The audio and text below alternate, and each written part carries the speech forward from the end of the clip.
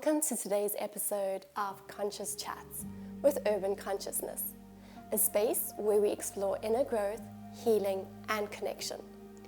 I'm Milan, and today we're diving into a topic that is really deep, but I think very important. How to support our partner's growth and change in a relationship while being kind to ourselves as we go through our own evolution.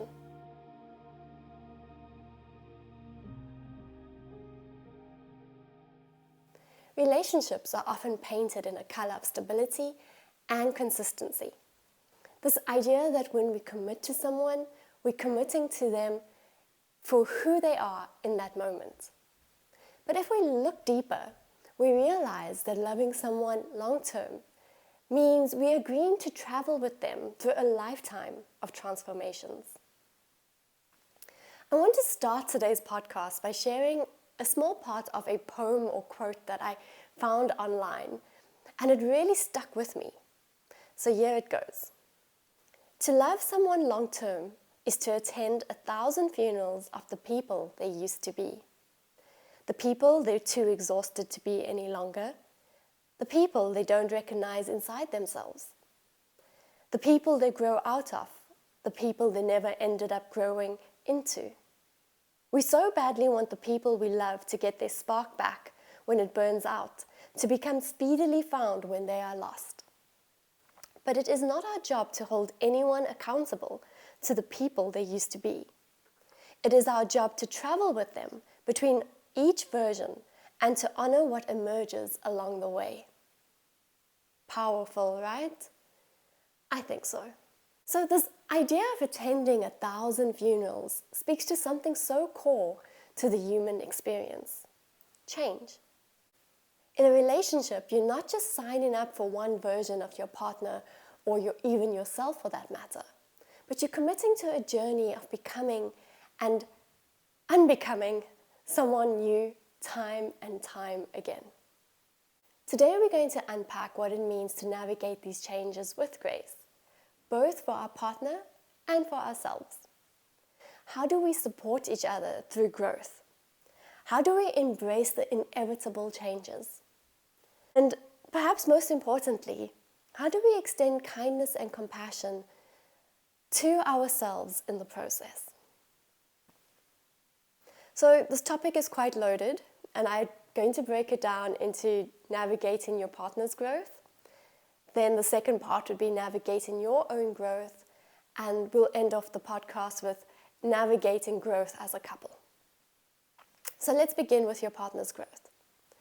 In long-term relationships, it's very easy to feel unsettled when our partners change. Maybe they started pursuing a new career, a new hobby, and it's taken up more of their time. Or maybe they've adopted new interests and habits that didn't exist when you met them. It can feel like they're no longer the person you fell in love with. And in a way, they're not. But that doesn't mean it has to be a bad thing. Think of it this way. If we expect our partner to remain the same, we're asking them to deny their own growth. And that's not love, that's control. True love is about honoring the fluid nature of who they are. It's about recognizing that they will evolve and trusting that you can evolve together. Now, this doesn't mean that change is easy.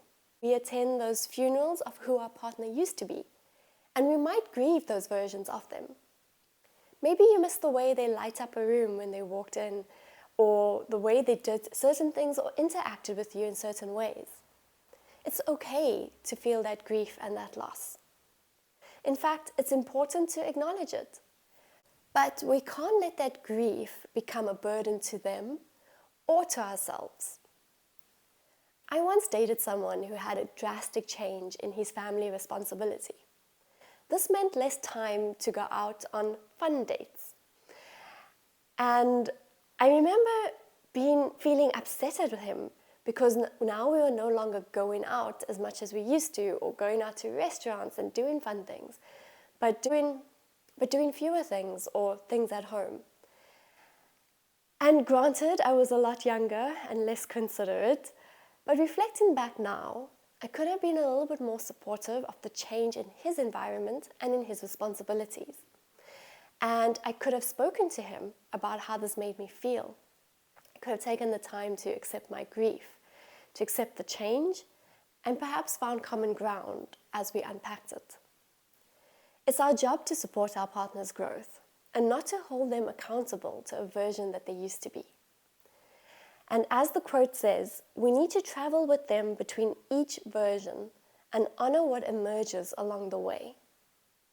So how do we do that? The best things we can do is communicate. Have an open conversation with your partner about how they're feeling, what they're going through, and how you can support them in this new phase of life. But also be honest and open about how these changes are affecting you. It's important that you both understand how growth impacts the relationship so that you can navigate it together. And finally, stay curious. Ask yourself, who is this new version of my partner? What excites them up now? What are they passionate about? Curiosity keeps us connected.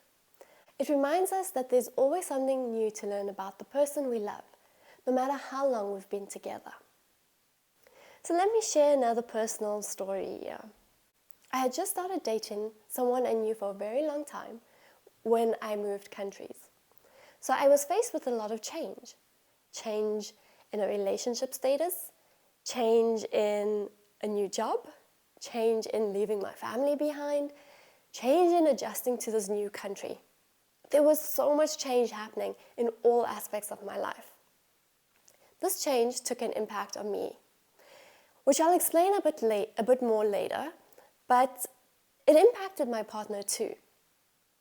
He suddenly had to adjust to knowing a person who was very confident and had this plan to someone who now had to adjust with change.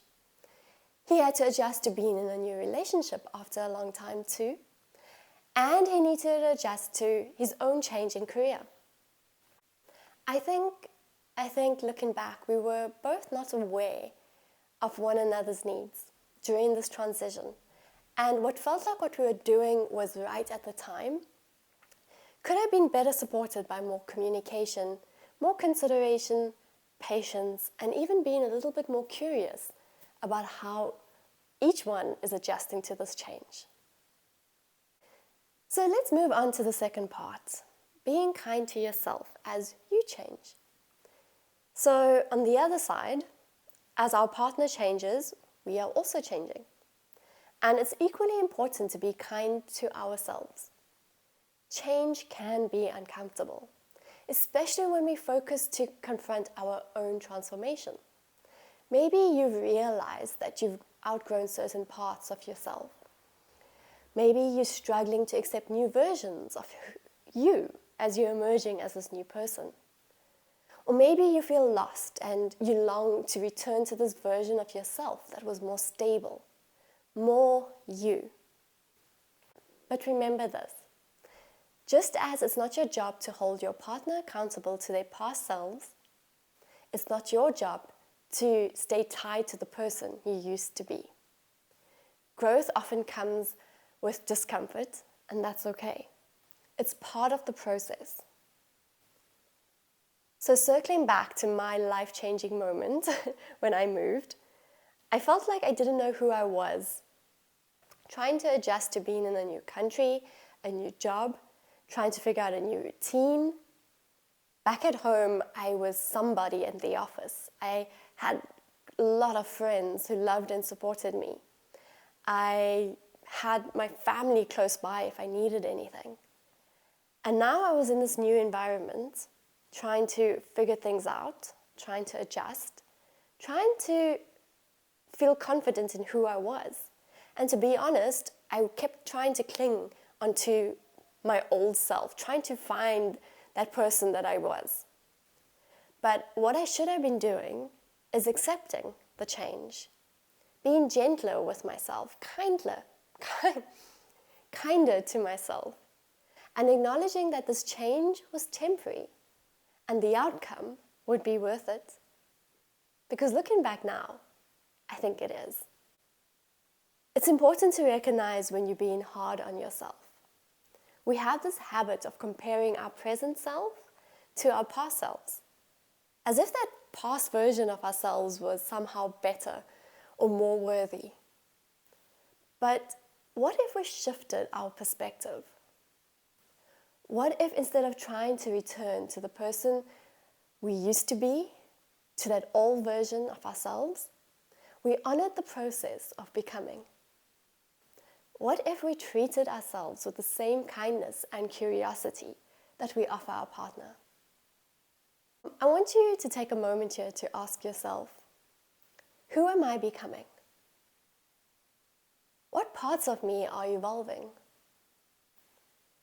And how can I honor that process? How can I extend compassion to myself in moments of uncertainty? Maybe take some time and grab a journal and notebook and sit with these questions and reflect on it. Sure. Wow, that's quite a lot so far, right? We've looked at our partner, how we can be more curious, have more communication, be more supportive. We looked at ourselves, how we can be kinder and more gentle with the change that we're going through. And now let's look at navigating growth together as a couple. So as both of you and your partner continue to evolve, the question becomes, how do we navigate this growth together? One of the keys to maintaining a strong relationship during periods of change is to create a safe space for both of you to grow. This means fostering an environment of openness, where you can both express what you need during this time of transformation and change. It also means being more adaptable and willing to adjust to the way you show up for your partner and for yourself, as your needs and desires change in this relationship. There will be times when one of you feels lost, when your flame flickers and dims, and that's okay. It's not your partner's job to fix you, and it's not your job to fix them. Sometimes the most supportive thing we can do is just simply being present, offering a hand to hold as you both navigate the uncertainty of change. The beauty of this process is that what emerges after the periods of darkness is a new and even more luminescent version of ourselves. And even if the light dims again, you've built this trust and this resilience to know that you'll find your way together. So as we wrap up today's episode, I want to leave you with this thought. Change is inevitable, but it doesn't have to be something that we fear.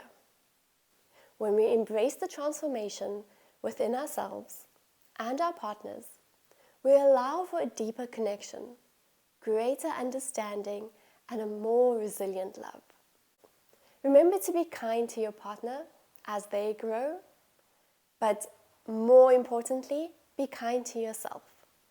Honor the journey of becoming, and trust that with patience, curiosity, compassion, and open communication, you can navigate this beautiful, messy process of growth together. Thank you for tuning in to Conscious Chats with Urban Consciousness. If you found today's episode helpful, please don't forget to subscribe and share it with someone who might need to hear it. And I'm also going to be linking in a yoga flow to help you navigate change, as well as a meditation. Links will be put in below, and until next time, stay curious, stay kind, and keep growing.